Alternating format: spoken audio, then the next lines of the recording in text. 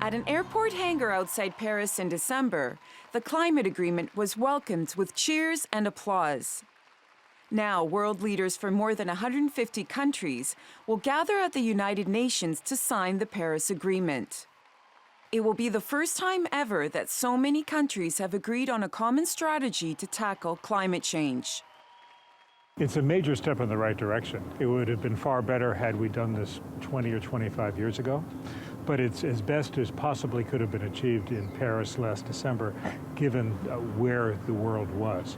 The commitments that each country has made will not add up to nearly enough to solve the climate change problem, but they move in the right direction, and countries have pledged to come back every 5 years and do better.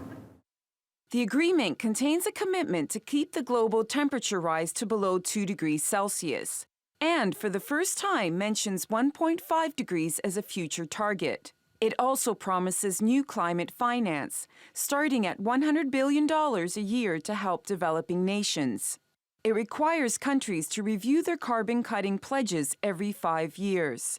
And it calls for carbon emissions to peak as soon as possible and for zero emissions in the second half of this century. Many nations want to avoid a repeat of the UN's previous climate deal, the 1997 Kyoto Protocol, which only came into force after years of disputes between the United States and its main allies. It dictated cuts in greenhouse gas emissions only for developed nations. But the Paris Agreement involves both rich and poor countries, allowing each nation to set its own targets. And for the countries reporting more heat waves, storms, and rising sea levels, action cannot come soon enough. Pirovolakis, TRT World.